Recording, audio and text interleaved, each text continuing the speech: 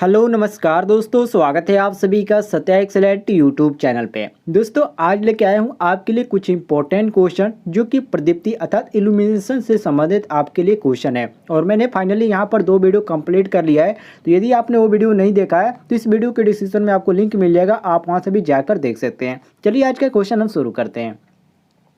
Question number 31 से कह रहा है क्वेश्चन, वेल्डिंग मोटर जनरेटर के निम्नलिखित में से दक्षता की क्या रेंज है। वेल्डिंग मोटर जनरेटर की निम्नलिखित में से दक्षता की क्या रेंज है। यहाँ पर आपका दिया गया 90 से 95, 80 से 90 और 50 से 60 और यहाँ पर दिया गया 30 से 45। तो दोस्तों वेल्डिंग मोटर जो होता है जनरेटर की दक्षता 50 से 60% होती है और मोटर जनरेटर में एक एसी मोटर तथा एक डीसी जनरेटर यांत्रिक रूप से जुड़ी रहती है। इसको ध्यान रखिएगा, मैंने आपको पिछले वीडियो में बताया था। और जो एसी को डीसी में बदलने का कार्य करती है यही आपका होता है। तो यहाँ पर क्वेश्चन के अनुसार आपका सही हो जाता है ऑप्शन नंबर सी अर्थात 50 से 60%।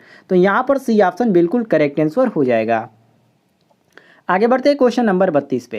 कह रहा है क्वेश्चन, वेल्डिंग के लिए एक डिस्टिकारी में वोल्टता धारा का अभिलक्षण किसके जैसी होती है। दोस्तों वेल्डिंग में एक डिस्टिकारी जिसको हम रेक्टिफायर बोलते हैं और उसमें वोल्टता धारा का जो अभिलक्षण होता है वो ड्रॉपिंग होती है। क्योंकि दोस्तों वेल्डिंग के लिए कम वोल्टता अर्थात लो वोल्टेज तथा उच्च धारा अर्थात हाई करंट की आवश्यकता होती है, लेकिन डिस्टिकारी अर्थात रेक्टिफायर से प्राप्त स्थिर वोल्टता डिस्टिकारी के आंतरिक हानि अर्थात इंटरनल जो लॉस होता है उसके कारण टर्मिनल वोल्टता से कुछ कम हो जाती है, जिससे कि डिस्टिकारी का वोल्टेज धारा जो होता है अभिलक्षण थोड़ा सा नीचे झुक जाता है, जो कि ड्रिपिंग अभिलक्षण प्रदर्शित करता है। तो यहाँ पर क्वेश्चन के अनुसार ए ऑप्शन हमारा बिल्कुल करेक्ट आंसर हो जाएगा।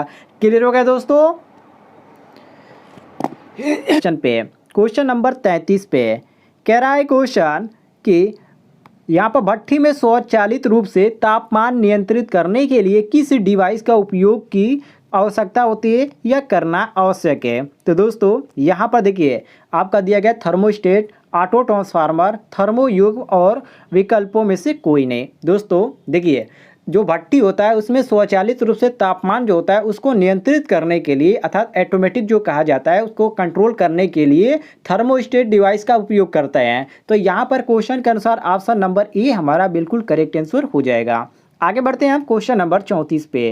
कह रहा है क्वेश्चन, जब वेल्डिंग भाग की मोटाई बढ़ाई जाती है तब एसी वेल्डिंग के लिए निम्न पैरामीटर में से कौन सी वृद्धि होनी चाहिए। वोल्टेज या धारा या आवृत्ति या इनमें से सभी। दोस्तों जब वेल्डिंग भाग की मोटाई बढ़ाई जाती है तब एसी वेल्डिंग के लिए वोल्टता अपरिवर्तित धारा बढ़ जाएगी। क्योंकि वेल्डिंग भाग की मोटाई बढ़ने पर वेल्ड की जाने वाली जो आवश्यक ऊष्मा की जो मात्रा होगी वो बढ़ जाएगी। इसकी पूर्ति के लिए सप्लाई से धारा का जो मान होता है वो भी बढ़ जाएगा। क्योंकि जब किसी स्रोत या उत्पन्न की गई वोल्टेज का नियत रहेगा उस समय ये कार्य करता है। तो यहाँ पर क्वेश्चन के अनुसार ऑप्शन नंबर बी हमारा बिल्कुल करेक्ट आंसर हो जाएगा। क्लियर हो गया दोस्तों। आगे बढ़ते हैं क्वेश्चन नंबर 35 पे।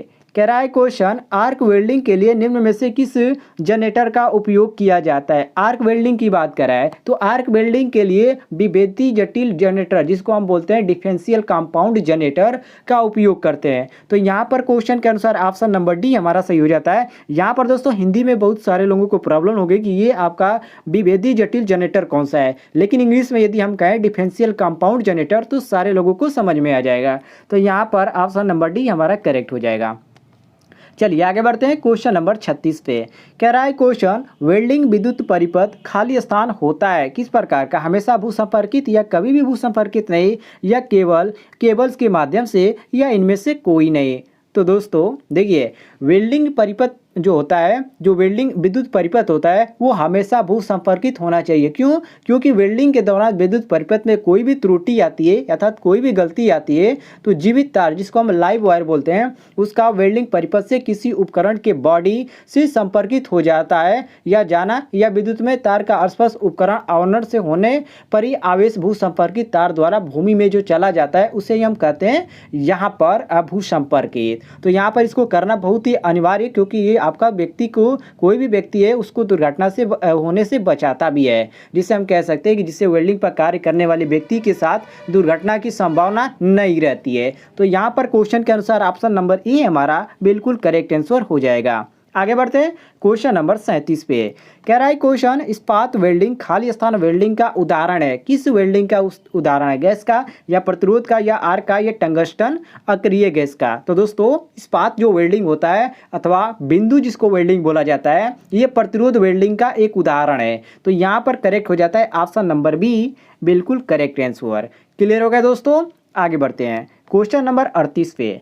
कह रहा है क्वेश्चन, वेल्डिंग जनरेटर में होती है, जो वेल्डिंग जनरेटर होते हैं उसमें क्या होता है? डेल्टा वाइंडिंग या तरंग वाइंडिंग या लैप वाइंडिंग या डुप्लेक्स वाइंडिंग? तो दोस्तों जो वेल्डिंग जनरेटर होता है उसमें लैप वाइंडिंग होती है, और लैप वाइंडिंग की आवश्यकता होती है। क्यों? क्योंकि लैप वाइंडिंग में धारा उच्च तथा वोल्टेज कम होता है, जो कि वेल्डिंग के लिए बहुत ही आवश्यक है। तो यहाँ पर क्वेश्चन के अनुसार ऑप्शन नंबर यहाँ पर सी हमारा बिल्कुल करेक्ट आंसर हो जाता है। तो दोस्तों आज का बहुत ही छोटा वीडियो था, मैंने उम्मीद है आपको जो क्वेश्चन बताया आपको पसंद आए होंगे, और किसी भी क्वेश्चन में आपको कोई भी डाउट होता है तो कमेंट में बता सकते हैं।